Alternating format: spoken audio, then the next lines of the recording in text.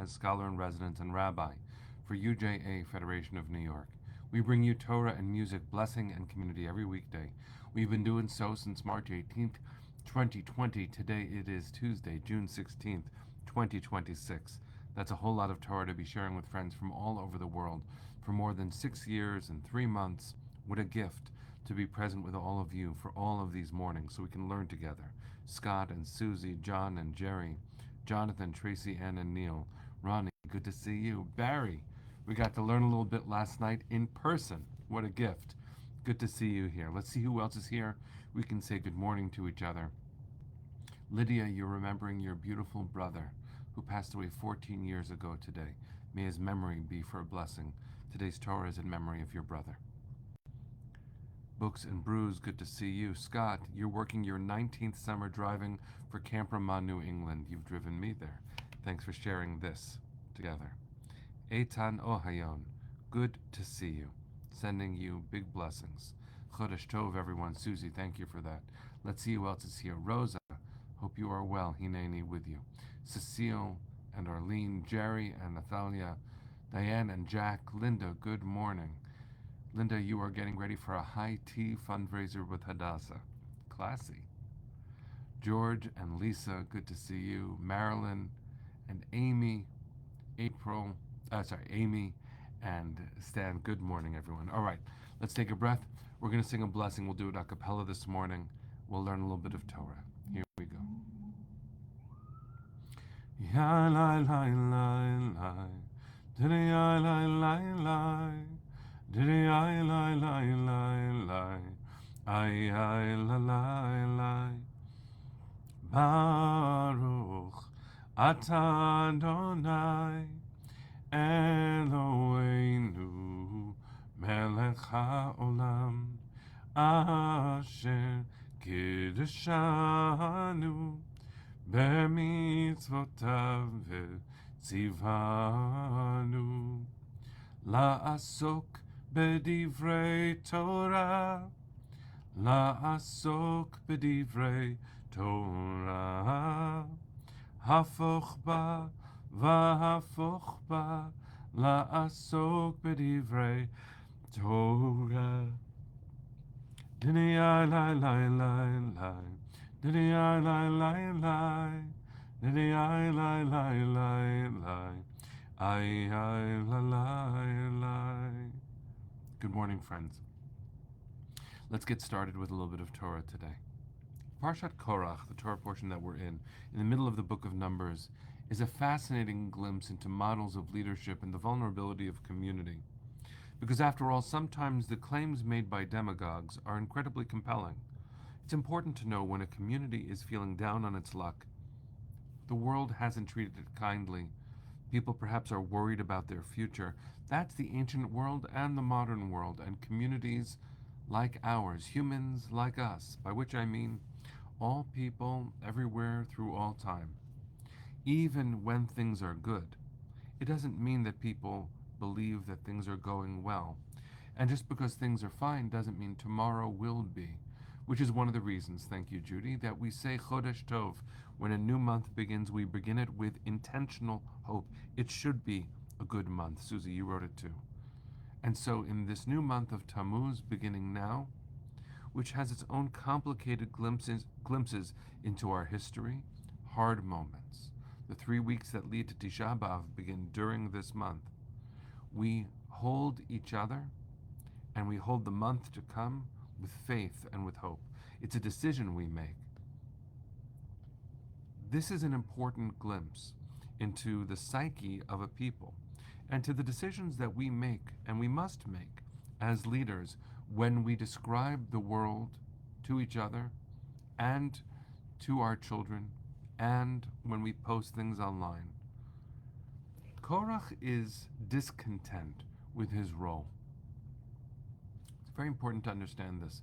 Korach is a cousin of Moses, Aaron, and Miriam. He's in the tribe of Levi. He is an established leader of the people. And he has a voice. He has a role. He has prominence. And it isn't enough.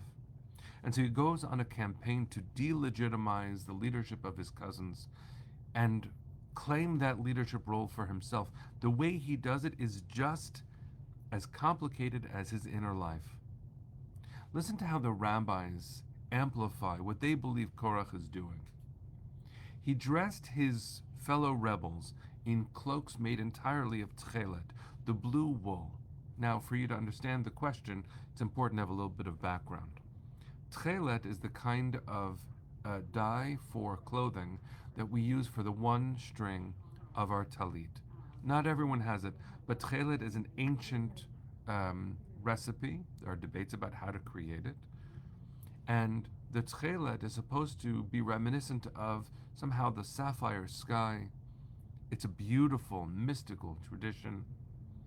And we are commanded to have one string of tchelet on our four-cornered garments as part of the tzitzit.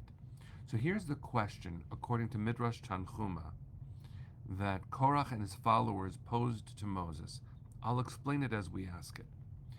Korach dressed them with cloaks made entirely of tchelet. They came and stood before Moses, and they asked Moses, does a cloak made entirely of tchelet require tzitzit, or is it exempt?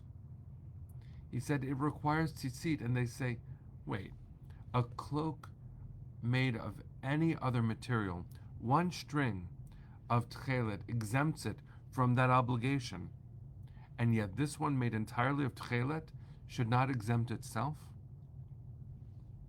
So let me say something about the question, and then reflect on what it represents in Moses' response and in our eyes of tradition. The question itself is based on a beautiful mindful practice. One string of tchelet stands out in a context that is not tchelet. That kind of blue somehow really does stand out. And when you look at it intermingled with the white strands of your tzitzit, you know that there is something special happening, not only if you know the rules of the Torah, but also just strikingly visual. There is something about the color. The obligation is to have one strand of tchelet in your tzitzit. Korach's question is, what if everything is tzitzit? Now, that's a technical question. That's fair. It's fair to ask that question. What about if everything is made of tchelet?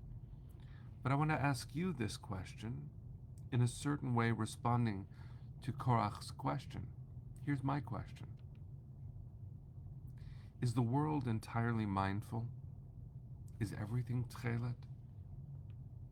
Or do we need reminders, gossamer reminders, of how to be mindful in a world that doesn't yet have everything it needs?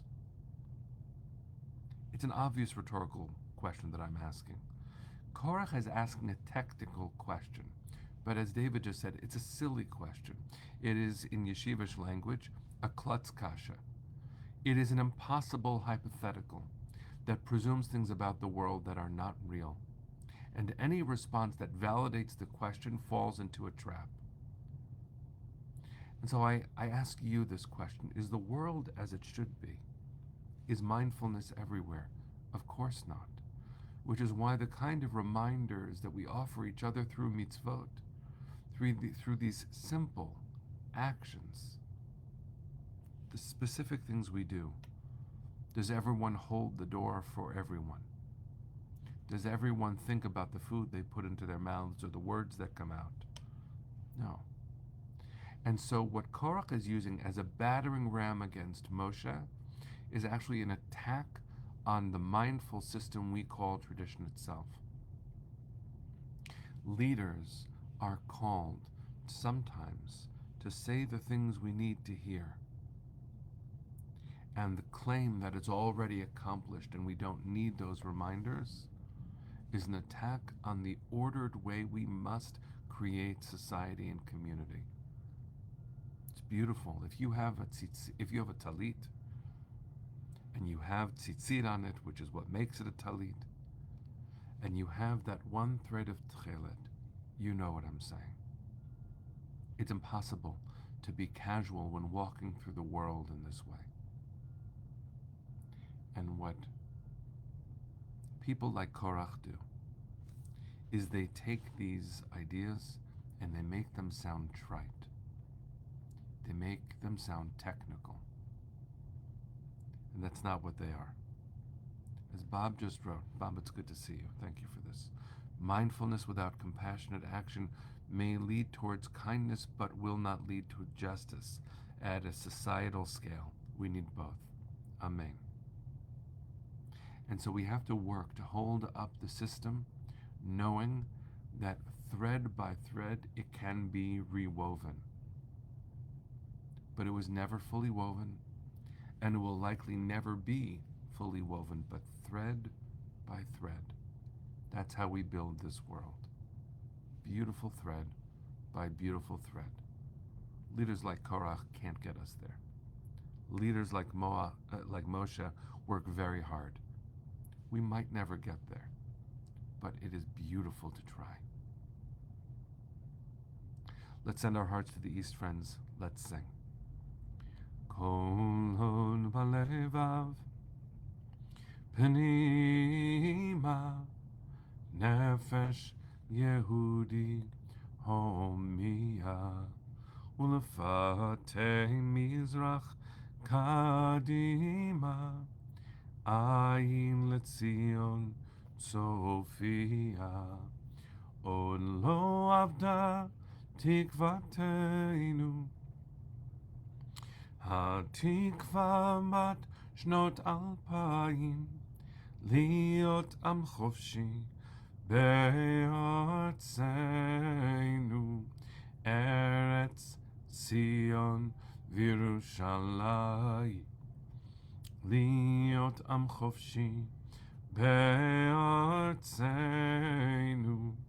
ארץ ציון וירושלים. Am Yisrael Chai. Tomorrow, friends, we'll be broadcasting only on Facebook. We'll miss you on Instagram. See you tomorrow.